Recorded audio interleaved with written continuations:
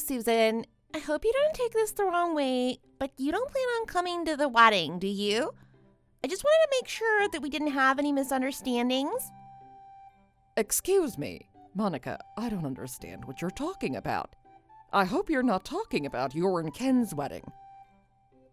That's exactly what I'm talking about. Who else do you even know that's getting married anytime soon? Well, I didn't expect that kind of question from you, so I just wanted to make sure. It just came out of the blue, so you took me by surprise, that's all. So you understand what I was asking, right? I was worried you were starting to go senile or something. Monica, how could you imply such a thing? Oh, but don't worry, I'm a pretty patient person. So let me ask you once again. I hope it's just a misunderstanding, but you're not actually coming to our wedding, are you? I still don't understand what you're trying to say. But are you talking about your wedding ceremony? Because in that case, I definitely plan on attending. It wouldn't make any sense if I didn't attend my own son's wedding. Okay, then let me be straightforward with you then. I don't want you to attend our wedding. Excuse me. How dare you say such a thing? Oh, but if you still want to send a wedding gift, that would be very much appreciated. I'll send you my bridal registry, or you can just sign a check directly. If you decide to write out a check, it should be made out to me, though. Wait, this makes absolutely no sense. Why is there any need for me to send you a check? Well, it's your son's wedding, like you said. And isn't it the normal thing to do, to send a wedding gift? What seems to be the problem? Oh, wait. Are you just punishing me for taking your precious son away from you? Don't be so overprotective. Monica, please, can you just calm down for a moment? I really have no idea what you're talking about. How can you possibly refuse me from attending my son's wedding? Are you telling me that you can't, or maybe don't want to understand what I'm saying? Do I really have to explain everything to you? I never imagined that having a mother-in-law would be such a hassle. Have you been listening to a single word I've said? I wonder if it's just me, but it seems like we've been on different wavelengths since the beginning of this conversation. We're really getting nowhere with this, don't you think? I've never liked the idea of having a mother-in-law in the first place. I prefer that we keep our relationship to the bare minimum from now on. Monica, please just give me a second to say something. It's pretty clear that you dislike me, but could you at least give me a reasonable explanation? I can't think of any incident that might have caused you to feel that way, but did I perhaps offend you in some way? It's almost as if you hate me, but without any specific reason, and I just don't understand why you don't want me to attend your wedding so much. Well, it's not like you did anything to actually offend me or anything. Then I'm having an even harder time understanding why, especially since we've hardly spent any time together face to face in the first place. So I'm sure that you can see why I'm so confused about why you dislike me so much.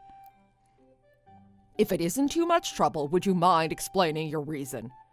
We're going to be family soon, and I don't want to get off on the wrong foot with you. Family? Please, give me a break. I just knew that a mother-in-law would be more of a headache than anything. Don't try to act like you're my real mother, okay? What do you mean? You heard me. I just don't want the additional hassle of dealing with a mother-in-law just by getting married. I know that Ken's father already passed away when he was still in college, so he doesn't want you to be involved in his life after we get married either. And to be honest, I'm only really interested in your inheritance. I can't believe that you'd say something like that without any shame. I'm absolutely shocked. Well, I've already been told that you're quite well off, so I know that you have a lot of money. So I hope that you'll write out a big fat check for a wedding gift.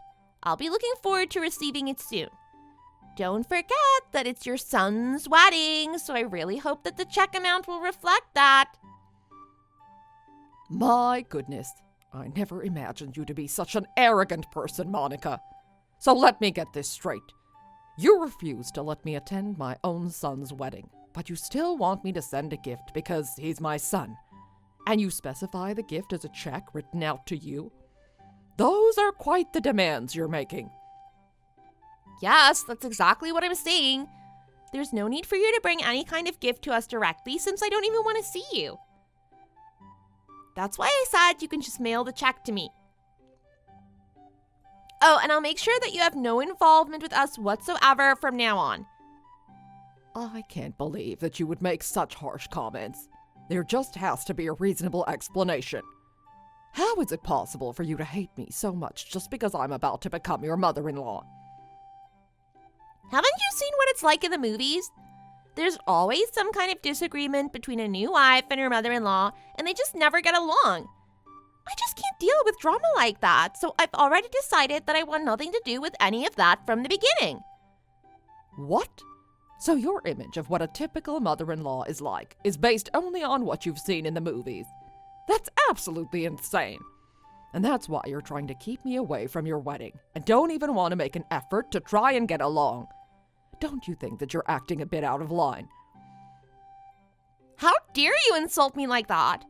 And that's exactly what I'm talking about. Just because you're older, it doesn't give you the right to disrespect me like that. In fact, I'm quite hurt by your comment. That's why I don't want any interaction with you, even though you're legally going to become my mother-in-law after Ken and I get married. Wait, don't you think that you're overreacting quite a bit? I was only asking you a simple question, and it definitely wasn't my intention to hurt you. Oh, poor me. I shouldn't have to deal with this kind of harassment. You know what? You can just leave us your inheritance and go away, and we can pretend that none of this ever happened. Excuse me. Don't you feel bad about bullying me like that? I deserve to get some kind of payment from you as an apology. Besides, I have no intention of keeping up any sort of relationship with you from now on. You want nothing to do with me, but you're still after my money. I see how it is.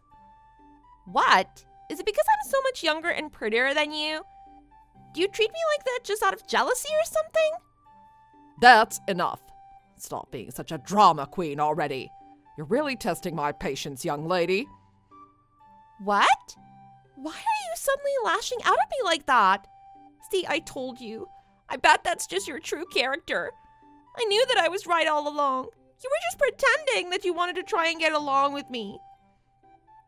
That's just the way all mother-in-laws end up treating the new wife. So you better keep your nose out of my business from now on. And don't expect me to pay you any courtesy either. If that's how you want things to be, then it's perfectly fine with me. Go ahead and keep acting like the immature, spoiled child that you are. Great. As long as you stay out of our lives, I'm perfectly happy. So, as I've been saying from the beginning, you won't be allowed to attend our wedding, but I'll be waiting to receive that check from you. Oh, and I'd prefer that you not contact me anymore unless it's for a real emergency. Fine, but in that case, I'll be leaving my inheritance only to my daughter then. What are you talking about? I never knew that you even had a daughter. Well, she's technically my daughter-in-law because she's married to Benjamin, Ken's older brother. But I've treated her like my own daughter ever since she and Benjamin were married. Surely you already know that Ken is my second son, right? But I can tell you right now that he's obviously made a big mistake in choosing his wife.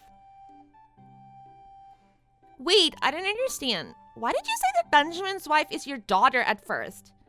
In that case, doesn't that mean I'm your daughter as well? We're each married to one of your sons, so that makes us equal in status. How come she's the only one that you care about? Perhaps you didn't understand what I meant earlier. I do not plan on leaving any part of my inheritance to you. It's all going to Benjamin and his wife. Benjamin's wife is a very lovely woman. She's very thoughtful and kind towards me as well. So we've gotten along very well since they've been married.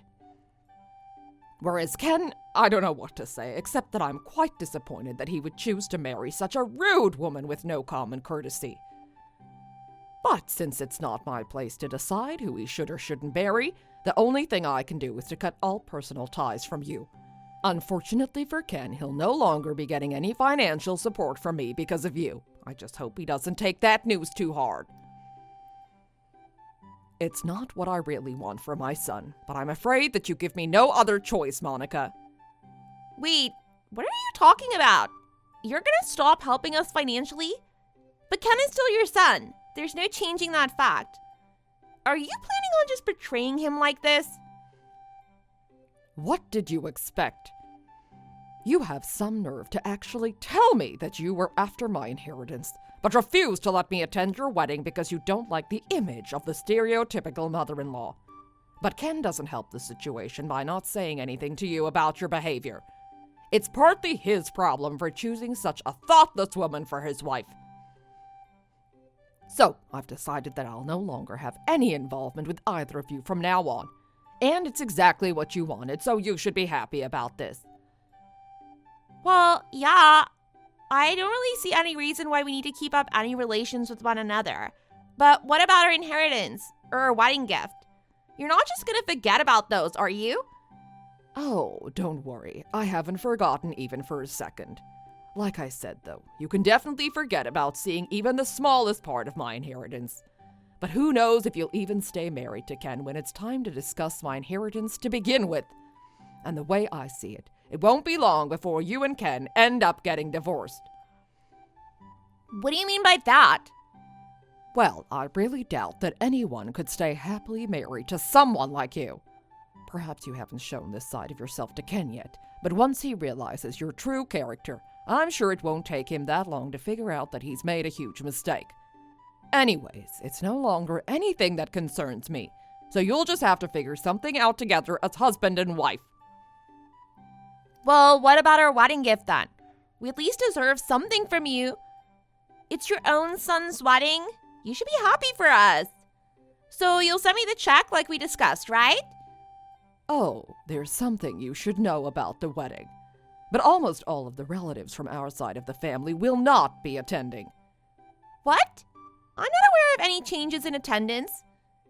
You didn't think that it would actually be acceptable that I'm the only one who isn't able to attend. In fact, all of my family and relatives will no longer be attending either. I feel really bad about having to do this, and we were all looking forward to celebrating his big day together.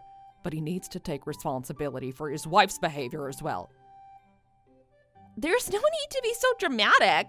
Don't you think you're overreacting a bit? Why don't we stop all this nonsense? We can still get along perfectly well as mother and daughter-in-law and end up laughing about the small misunderstanding years from now. I'm afraid that I can't just forget about all of this nonsense. All I can tell you for sure is that it isn't just about you and I not getting along with one another. You simply disrespected me as a person, so I was just trying to make a point in argument to your accusations. But to be honest, I'm completely disappointed by your attitude. So, I also think that we should have nothing to do with each other from now on. At least that's one thing we can both agree on. Well, I'm totally fine that we have no interaction with each other, but not having any family or relatives that'll be attending our wedding? I don't know if I really feel too comfortable about that. Wouldn't it be really awkward if there are so many empty seats? I'm sorry, but that really has nothing to do with me. It's what you wished for, isn't it? And don't worry, I definitely don't plan on attending your wedding anymore, which is exactly what you wanted in the first place. So you should be happy about that, right? Oh, and I won't be sending a single cent as your wedding gift. I can't believe that you actually thought I would agree to send you a check. Well, I was sort of expecting that money from you, so it might be a problem if you don't send that check. We planned a bit of an extravagant wedding reception, so to speak. So, won't you be able to help us out just a bit? Absolutely not. Perhaps you should learn how to take responsibility for your words and actions. You're not a child anymore. I'm sorry. It's just that I don't want to embarrass myself in front of everyone, Well, I'm sure that your parents would certainly have a word or two to say if they found out about the way you've been treating me. Don't you think they'll be shocked to know how disrespectful you've been? I hope you're not planning on telling them anything. There's still time to clear up this misunderstanding, right? And we can all forget that any of this ever happened. I'm afraid that's not possible. I've already been in touch with Ken to let him know what's going on. What? And what did you say to I told him that I plan on cutting all ties with the two of you and won't be attending the wedding either, which is exactly what you demanded of me. Isn't that right? No, that's not what I meant. I just didn't want to deal with any of the in-law quarrels that you always see in the movies. So I was trying to avoid any unnecessary friction from the beginning. I never meant to do any harm. You didn't mean any harm. It certainly didn't seem that way. You've said nothing but hurtful and insulting things to me from the beginning, and it certainly didn't seem like you were doing it unintentionally. You definitely knew exactly what you were doing. You had this fixed idea about the relationship between a woman and her mother-in-law, based only on the movies, and that's the way you assumed that our relationship would be like as well. It's like you blamed me just for being Ken's mother, and didn't even give me the chance to establish any kind of connection with you. But I'll tell you right now that I get along perfectly well with Benjamin's wife. Really? Are you sure about that? Yes, I'm sure. I mean, we're not completely involved in each other's lives, and we keep a comfortable distance from one another, which I think is the key to us staying close for all these years. That's completely unexpected, as far as I'm concerned, because I thought that all mother-in-laws don't get along with their sons' wives. I just assumed that they were always hostile towards one another. At least that's what I've seen. And I didn't want to be harassed or bullied by you. That's why I thought it would be best to just avoid any involvement from the beginning. Yes, your image of a typical mother-in-law that's based only on what you've seen in the movies, right? So you just assumed that I would act the same way, and you just rebuffed my attempts to establish any sort of relationship with you. Well, I definitely thought that we would at least have the chance to get to know each other better. But seeing as you're such a drama queen, I guess that's not even a possibility. No, that really wasn't my intention, I promise. You're not really planning to betray us like that, are you? I may have made a mistake to assume the worst about you. Or let's just say that it was a misunderstanding on my part. A misunderstanding. It surely didn't sound that way when you refused my attendance for your wedding. Regardless, it doesn't really matter anymore since I don't plan on having anything to do with you from now on. Especially since you just labeled me as an evil mother-in-law without even trying to get to know me first, just based on a few movies you'd seen. And to be honest, I'm a bit relieved that I no longer have to welcome someone as thoughtless and disrespectful as you into my family. It may seem a bit extreme, but you really give me no other choice. I wish you and Ken the best of luck with everything. You guys are on your own from now on. Wait, you can't do this to us. Oh my gosh, Ken is absolutely furious about what's happening. I wouldn't be surprised. I'm sure you know that Ken just recently started up his own business. But did you also know that I helped make the initial down payment to get everything running? I've also been making monthly contributions to keep everything afloat, but he's gonna lose all of that support because of you.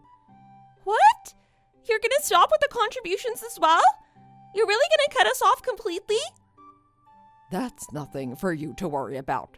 I'll continue with the monthly contributions to his company as before. But I was planning to invite some of my business acquaintances to your wedding so that I can introduce them to Ken.